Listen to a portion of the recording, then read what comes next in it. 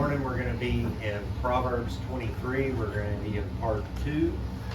We're going to pick up with verse 19, and I entitled this lesson, Liquor and Ladies. Liquor and Ladies, because Proverbs is going to cover both of them. And they're both a trap. So hang on tight, right? I know you're probably thinking I came to Sunday school to learn about liquor and ladies. But, celebrate recovery. Yeah, exactly. Exactly. So anyway, so we're going to go ahead and get started. So somebody want to read verse 19? And go ahead, JD. Hear, my son, and be wise, and guide your heart in the way. Okay, so here, once again, McGee kind of talks about this, but we started kind of with my son. Solomon's kind of teaching his kids, and we're kind of coming back to that theme. So as we wrap up, we're going to eventually end on verse 30, or chapter 31. We're getting towards graduation here for the son. We're getting to the master's classes, the deep classes, no more mannequins like JD was talking about. He's doing real stuff now. So that's what he's kind of talking about here. He says, guide your heart in the way, which is kind of interesting. This is Old Testament. And what did they call Christians in Jesus' time? They were followers of the way. Right? They were the way. That was the original term for Christians, was the way. Because of the way they walked with Jesus, right? Well, here he's talking about the way as far as your heart and walking with God according to the commandments, right? In the Old Testament. So that's kind of what we're talking about. And here, the application is your heart. So is your heart matching your actions, right? If there's a misalignment there, you're going to have problems. If you keep, kind of like your car is misaligned, you're going to burn through those tires, right? You let go of the steering wheel and it starts turning, right? That's because the alignment's off. Same thing happens in our life. If our heart is not aligned with what comes out of our mouth. So remember, Paul said, what comes out of your mouth is what defiles you, not what comes in your mouth. What you eat is not going to defile you. What you say can defile you, because what you say comes out of your heart. So, which is a convicting thing. I probably don't want someone recording everything that comes out of my mouth. Even if you're like singing a song, is that all right? Well, I've caught myself sometimes on some of the 80s rock songs that I love singing lyrics, like, ooh, do I really want to be singing about the highway to hell, so, you have to be careful about what comes out of your mouth, right? You have to guard your heart, right? Because the heart is where everything starts. And you also need to speak positive, right? Even when the situation is not good, it's not like you have to be Pollyanna about it, but you need to speak positive. Because God can work with that. But if you're speaking negative, you're just inviting the enemy to just keep pounding away at you, right? Okay, let's go on to 20 and 21. I got you. Do not join those who drink too much wine or gorge themselves on meat, for drunkards and gluttons become poor, and drowsiness clothes them in rags. Okay, so here we go. There's two kinds here. There's drunkards meaning with alcohol, and then there's drunkards in this case with gluttony, with eating too much. But I would probably tell you that drunkards in this context kind of means excess, right? So it's excess. You might know these people as maybe their material excess. Maybe their addiction is shopping, which you might say I have a problem if you see how many times Amazon shows up at my house. But whatever your excess is, it's gonna lead to problems, right? So whatever that excess is, maybe it's not alcohol, maybe it's something else. But if you've got an excess in your life, it's gonna lead to problems, and then it's eventually gonna lead to poverty, right? Yeah. Because if you start drinking too much, then what happens on your job performance, right? And then eventually, if you don't correct it, what happens? You're out of a job, right? And the same thing, I mean, even if you're doing great on your job, but shopping is a problem, eventually the credit cards catch up with you, right? And then you're bankrupt and you're starting to lose your house and lose other things, right? Or you have to work your way out of it and you're working 24/7 and you can't get ahead, like the country song, right? Can't get ahead, you know.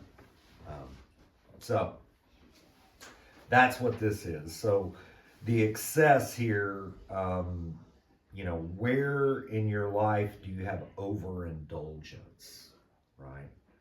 So sometimes it's good thing, those that are aware of our CR ministry, you know this, you take an inventory, right? So where in your life do you have excess? And it could be these things, it could be just the phone with social media, you know? Scrolling. Yeah, the scrolling, you know, it can suck you in and then all of a sudden hours are gone in your life, right? They do that on purpose, it's addictive, right? They do that with lots of things, you know? I was listening to a podcast on cigarettes, for instance. Harvard went through 300 million pages through a FOIA, you know, privacy request for all from Congress when they're investigating cigarettes to find out why they were addictive. And it took them a little time to get through all that, but they found out that there are 15 chemicals. The FDA has approved 599 chemical additives in cigarettes. And 15 of them are called parazines. And those are the ones that are addictive. It has absolutely nothing to do with the nicotine, right? Nicotine is found in eggplant and potatoes and celery and, you know, all this. And you've never said to anyone, oh my gosh, I gotta have eggplant. I'm having a withdrawal, you know. And eggplant is the second highest content thing besides tobacco, right? So it has nothing to do with the actual tobacco. It has everything to do with the profit motivation and people putting something in there. So you can To wean make it yourself off addictive. cigarettes with eggplant. Well, no. Sounds good though, right? Yeah, but the nicotine isn't the issue at all, right? It's the parazines But that if are it in was, cigarettes. you could wean off. Well, if Yeah. you quit smoking and start eating more eggplant. Yeah, there you go. Seems Yeah. like better, huh? See, you learn all kinds of stuff in Yeah, there. I didn't know that. I've never heard that there was like vegetables. You gotta wean yourself off the chemicals. Yeah, the chemicals. The chemicals are the The roots. chemicals which you're addicted to, you gotta wean yourself off it, not the nicotine. Right. Yeah, and they do the same thing in our foods, right? I mean, they put stuff in our foods that make them addictive, you know? Okay, and then the whys here, you know, wise company, and we've talked about this before, because the idea here is you do not mix with these people, right? So my wife always had a saying when she was teaching class, and she told it to the kids too, is show me your friends and I'll show you your future, right? So if you're hanging around these people that have these tendencies, you're hanging around gluttons, you're probably gonna start eating too much, right? Because what do? They go out to eat all the time and they eat bad stuff, right?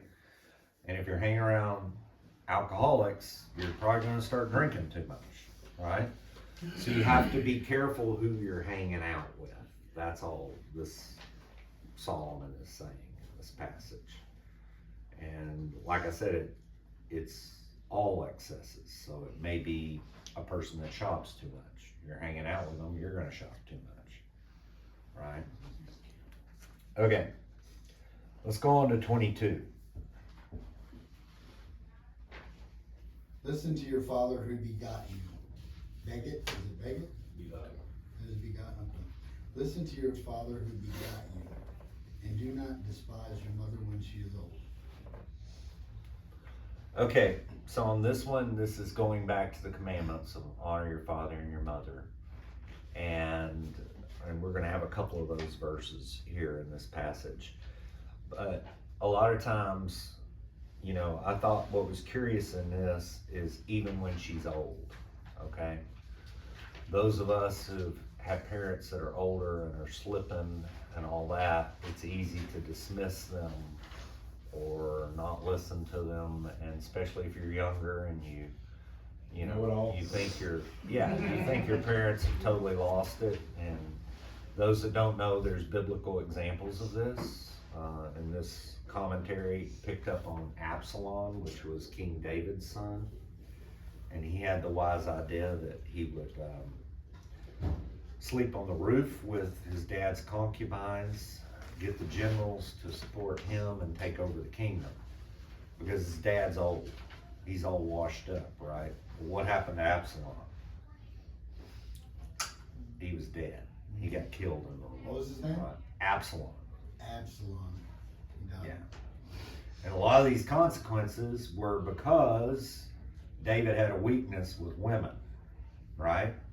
And so this is one of the consequences. But to see how this cuts both ways, the son, even though his dad had erred and other stuff, he still didn't respect him, and he rebelled against his son, or his father, and it cost him, right? So the rebellion cuts both ways. He died because he rebelled. And ultimately, yeah. How did he die? Well, David was fighting them, but he gave the orders not to kill him because he loved his son, but he ended up getting killed. David killed him? No, one of his men. One of his men. One of his men. Yeah, David was in mourning. Yeah. I think it's in Kings. I'd have to look it up, but is it in Samuel? First Okay. Samuel. First Samuel. Okay, that makes sense. Or second, right around there. Yeah. So, honoring your parents, that's the key verse. And some of you might have had parents that missed the mark, right? I had that, right? But understand that God's word is clear. You have to honor your parents. It's not based on behavior. It's not based on whether they deserve it. It's not based on anything. You have to honor them. Now, you have to do that wisely and maybe create boundaries if there's issues there. But you still have to honor them, right? And especially when they're old, they're probably not going to change. So you still got to honor them, though, right? I mean, some of y'all know my story, some of you don't. Some of you just think that I'm a Bible teacher and I probably grew up with a pastor father. It's the exact opposite. My dad was an ex-con. At age 10, I sat in Justice Sandra Day O'Connor's courtroom before she was a Supreme Court justice and listened to my dad get sentenced to the federal penitentiary. I visited him in prison in an orange jumpsuit, and I had memories that you can't take away as a kid, you know? And my parents were divorced a lot. My mom's remarried, I think. I've lost count, but she's remarried a lot, and she even married my original dad 3 times. So I would sit on the curb and cry as a boy because it was Friday night and my dad was supposed to pick me up, but he wouldn't show, you know. And I had a lot of those times, and I had a lot of things that could have turned me bitter, but I chose not to, right? I chose not to, and even as he was broken, he did believe in Jesus. He never got over all of his issues, you know. Demons definitely held him down, but he did believe in Jesus, and he did love me in his own way. But you know, it was one of those things that you still got to honor them, even if you grew up in a broken home like I did, and you know went through all of that. You went through the hardships of that. You don't get an option. There's not an out here. And those of you that go on Wednesday nights, and you know we've been going through the Gospels, and we even saw Jesus confront the Pharisees on an issue. You might remember this, but the Pharisees had a practice where if they were supposed to take care of their elderly parent, which was in the law, they had to honor them. I mean, it's a commandment. They had set up a practice where instead of taking care of your elderly parent, you could just give the money to the temple and let your parents starve to death. And they called it Corban. So they would give Corban and not take care of their parents. And Jesus called them out on it. He was like, you say it's okay to do Corban and you let your parents rot. You make a mockery of the commandments, right? And these were the leaders, right? So just understand that there's no exceptions, right? You gotta find a way to honor them. And sometimes that's tough. You gotta find boundaries, all that. Anybody else have struggles in that area? Or am I the only one? I just remember when I was a little kid, watching my dad talk to my grandma, his mother, on the phone, and she, she was kind of like a helicopter type grandmother, you know what I mean? And I just remember her being like, "Mother," like just constantly getting aggravated with her, And it wasn't that he was like not honoring her, but he would definitely get very frustrated in conversation quite frequently. And I just remember that scene. So when I hear that scripture, and don't despise your mother when she's older, you know what I mean? Yeah. It kind of stands out to me. I just remember him being like, "Mother, I don't have like, whatever," and you could just tell she was driving him crazy. And thank God my mother, she's dead now, but my mom did not behave like that, but my grandmother did though. So, Yeah. Okay. Y'all are kind of quiet. Y'all might need more coffee. Look like bass on the beach. I want my third one. I'm good, yeah. Third That's one. good. Okay. Okay, we got a good one here. 23, verse 23.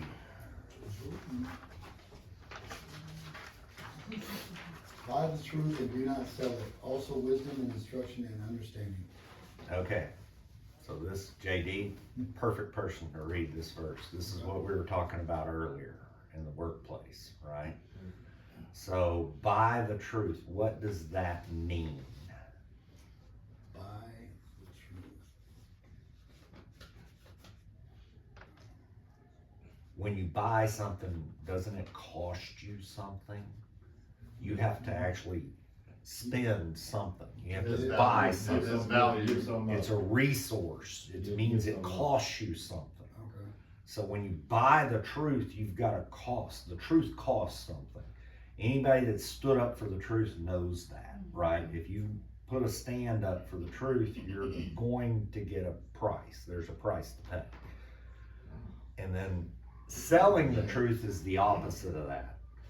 That's where you say, that price is too high. I'll just sell the truth. I'm going to compromise the truth because of the benefits, right?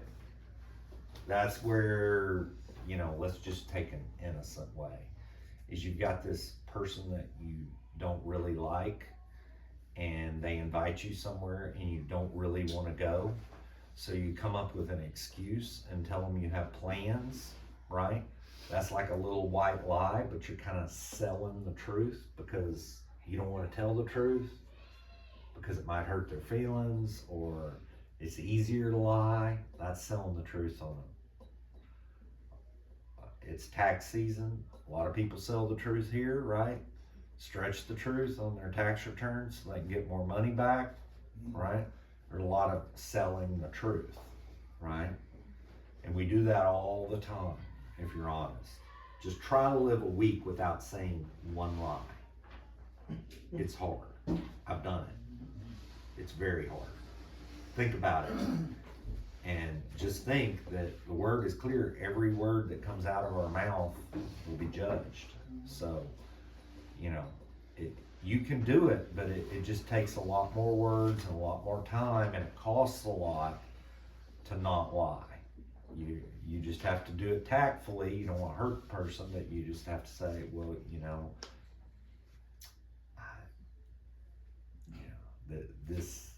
I don't think that's a fit for me right now. Nothing personal. It's just I feel like a wallflower when I go to these things, and it just doesn't mesh with my personality. And maybe we could do something else, or I'll see you at this event, instead, or, you know, it's an uncomfortable conversation, but you didn't lie, right? And sometimes you have to try to navigate that, because once you start lying, it's easy to lie again. I feel like my big struggle is not whatever comes out of my mouth is not a lie, but it's what I don't say is the, like, you know, like a lie of omission, you know what I mean, where you're Yes. not, it's not that what you're saying is not true, it's like, it's not completely true because you're missing some, you know, some parts out, you know, that would be challenging to say, if you were to say it anyway, it could obviously hurt feelings or, you know, come off offensive or whatever, so it's like you just don't say anything. Like, but in some cases that backfires on you where it becomes like a lie of omission, you know. Oh, absolutely. And this is It's a complicated challenge. topic. It's a fine line, you know. It's a complicated topic, because you can go to Hebrews 11, which is the Hall of Fame of Faith, and you'll see a name in there, and she got in there for lying. Rahab, right? She's in the Hall of Fame of Faith, and her claim to fame of how she got there was she lied. But she lied to protect the lives of the spies, right? So she had to lie, you know, so, you know, if you were in Hitler's days in World War II and you had to lie to the Nazis that, you know, you were holding somebody to save their life, then that would be a God-honoring lie.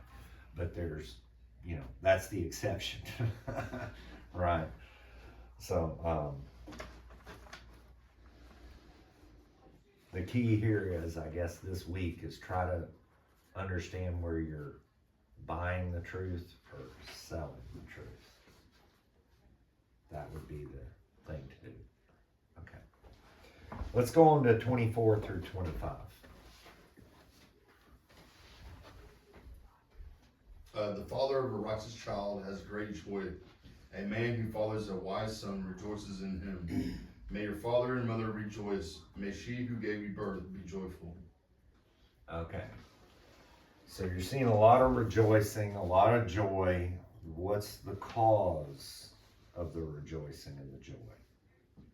A successful, wise son or daughter. Right. I mean, that's, you got a kid that's doing great, he's going to school, he's successful, he just graduated, he's going to TD or whatever, and then you got one kid that's constantly in trouble, he's being suspended, he's being expelled from school, he's not, you know, he's on drugs or whatever, you know, it's, I mean, it's, to me, it's got a common sense, but,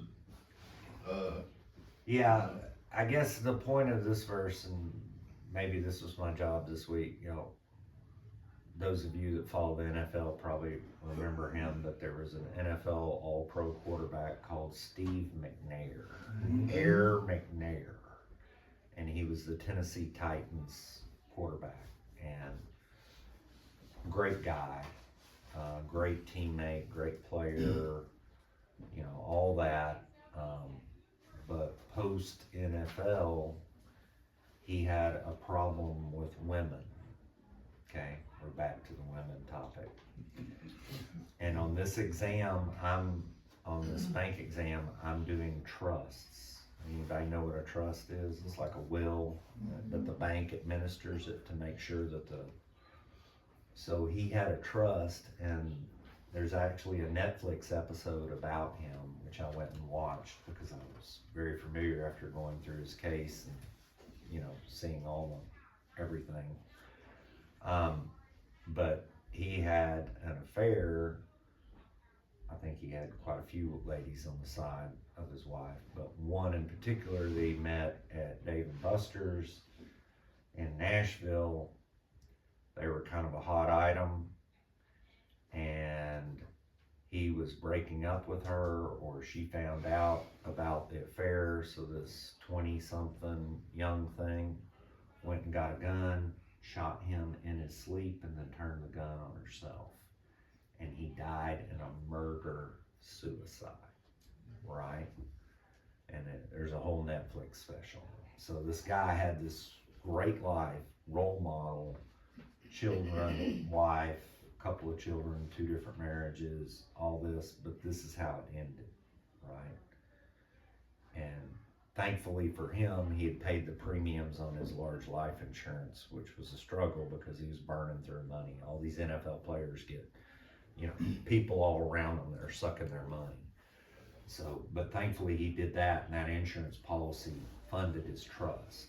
So his family was taken care of, but it's just, I think about this verse where it says, think about being Lucille, which is Steve McNair's mom. You might be happy that you're taken care of from this trust fund, but you would give it up in a heartbeat to have your son back, right? But because he wasn't wise, and because he fell into one of those deep pits, Adulterous woman. narrow wells, the wayward woman, he is no more, right? And think about the poor wife, right? Can you imagine getting the call? Not only did you lose your husband, but look at the manner. He was shot by his girlfriend that you didn't even know about, right? And trying to explain that to your kids, it's just awful, right? So, yeah.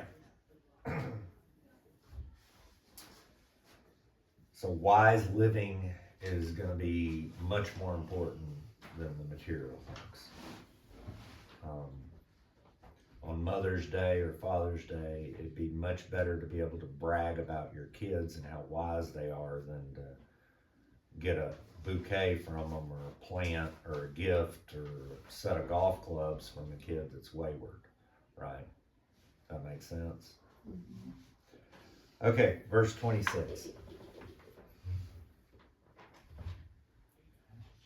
My son, give me your heart and let your eyes observe my ways.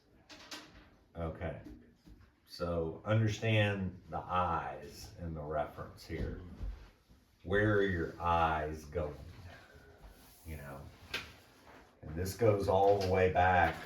One of the oldest recorded books of the Bible is Job. And Job was righteous before God, and this is way before the commandments or anything. And he said in Job that he made a covenant with his eyes, right? So, eyes can get us in trouble. What are you looking at? And as men, we struggle there, right? I go work out in the gym, and I have to focus on the gym because these girls come in yoga pants and bikinis and all that in the gym. I'm trying to work out, come on, but we all struggle, maybe it's not that, maybe it's shopping or something else that's in your eyes, or materialism, or your neighbor's thing, the covetousness, all of that is in the eyes. So you have to align your heart with not only your mouth, but also your eyes. Right. You can see where he's going with this. So, well, let's go on to 27, 28. I think I alluded to some of this already. You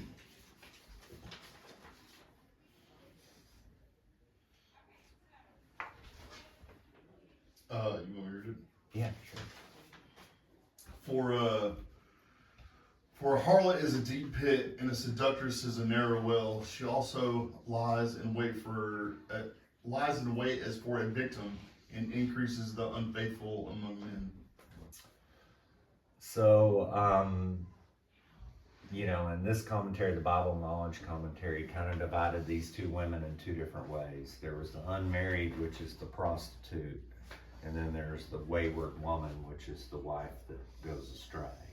Okay, either one of them is a problem, right? And Solomon is writing this, so he's kind of picking on women, but there are men like this too, so I'm not trying to be totally shameful. It's just women seem to be very good at it, and they know our weakness very well.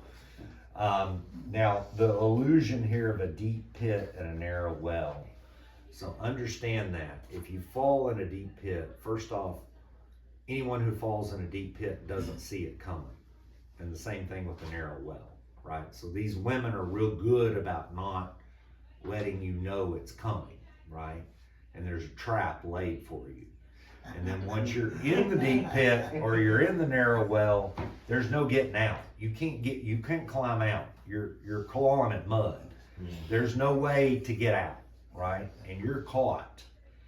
And at that point, you're stuck. You're cooked. The goose is cooked.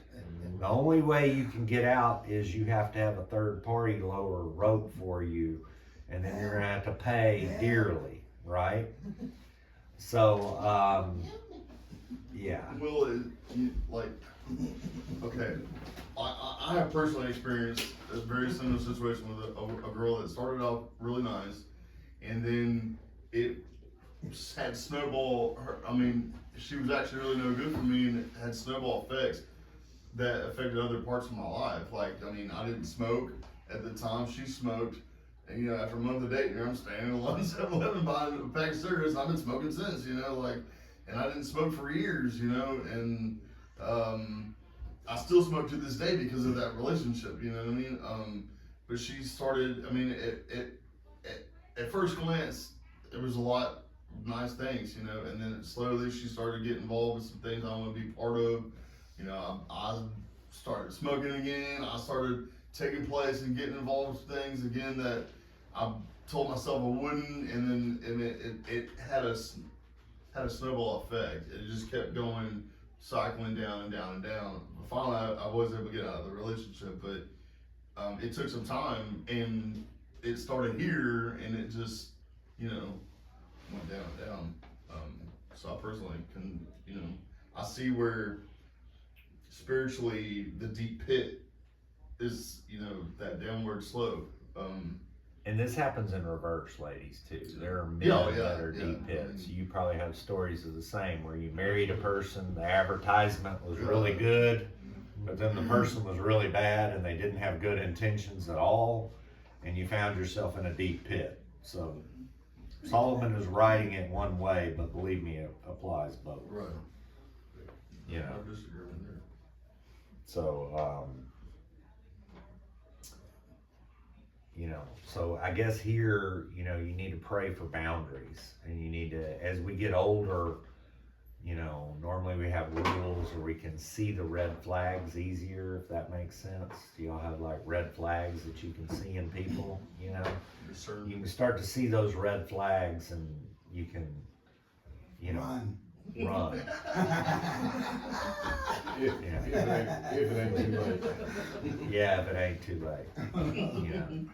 And men have a weakness in this area. All you have to do is read the story of Joseph, right? We're victims. So Joseph is the perfect story. Joseph, if you don't know, Joseph has more parallels with Jesus than any other character in the Bible. Because all through his life, there's been documented over 100 parallels between Joseph and Jesus. And yet, when he was confronted with Potiphar's wife, that was a deep well in a narrow pit. And, just to kind of color that scene, because a lot of people don't really understand it, Potiphar was a wealthy older man, and he traveled a lot. He was at the king's beck and call, and she was likely a very young lady. So she was in her 20s, probably very attractive. She probably did this to a lot of people.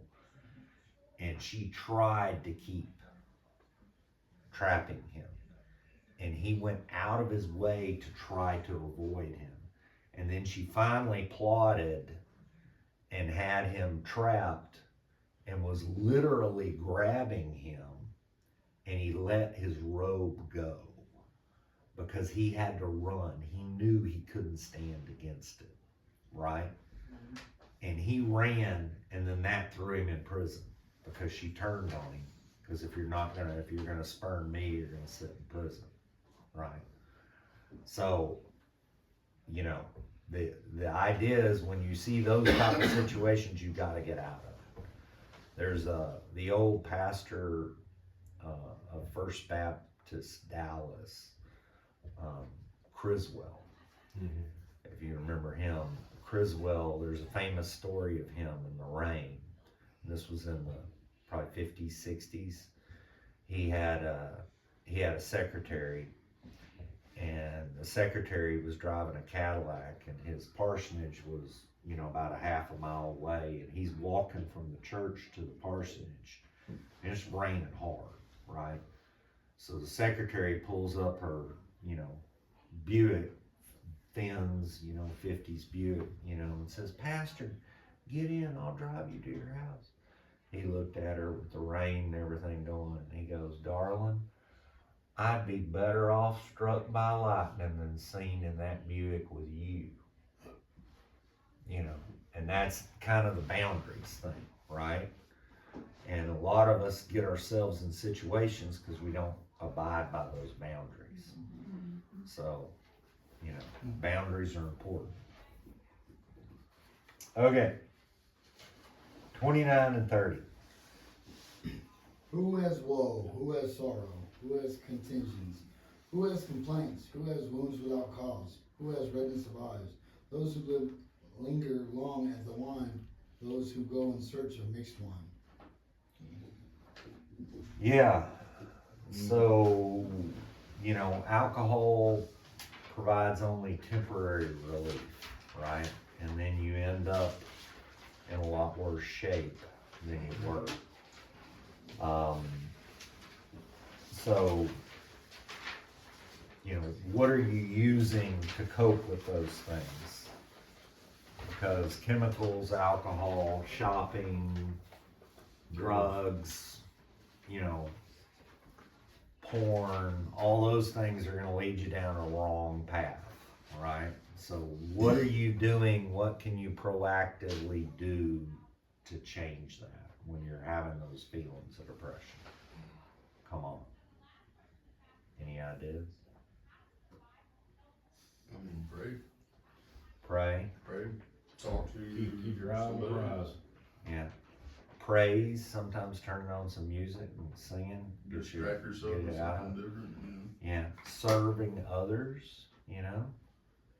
When sometimes if you're, you know, serving others, you see people at Manna House and see other people that are, you know, in worse shape than you, it kind of gives you hope. You know, and then you're more thankful for what you have instead of focusing on what you don't have. You know,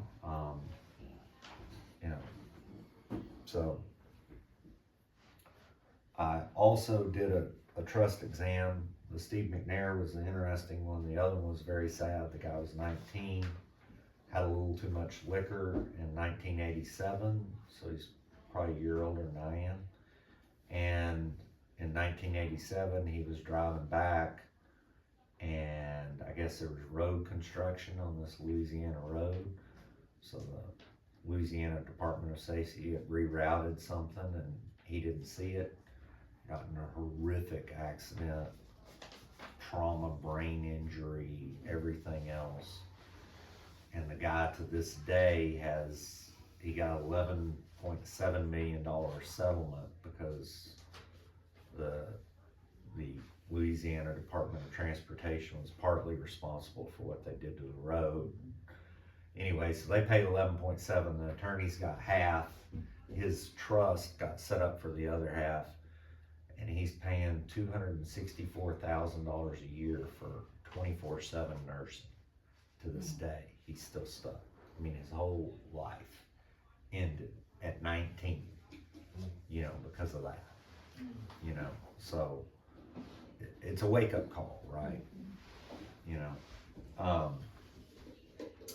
so we have to protect against that. Let's go on to 31 and 32. Do not gaze at wine when it is red, when it sparkles in the cup, when it goes down smoothly. In the end, it bites like a snake and poisons like a viper. So, yeah.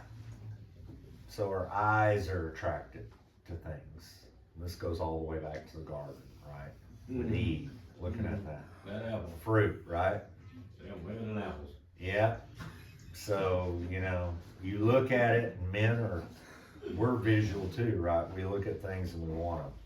So you gotta protect your eyes, you gotta protect this, and, you know, it bites. So sometimes you gotta count the cost, you know? As a man, what helps me, I don't know what helps y'all, but I can't speak to a woman's side of this, but as a man, you see a beautiful woman, you can't help but look. That's just how we're wired. So I know God made her that way. She's beautiful. I don't mind looking the first time. But when I look back or when I start gazing, that's where the sin happens, right? So it's those second and third looks that I've got to stop and work on.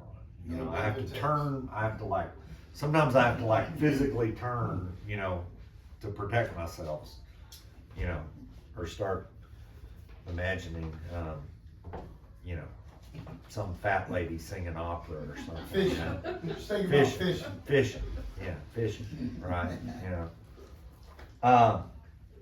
So, that's where we gotta protect our eyes.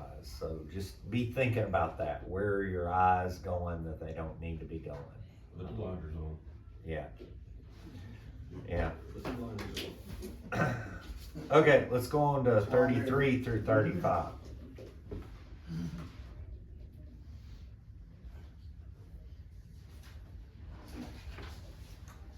Your eyes will see strange things, and your heart will utter perverse things. Yes, you will be like one who lies down in the midst of the sea, or like one who lies at the top of the mast, saying, they have struck me, but I was not hurt. They have beaten me, but I did not feel it.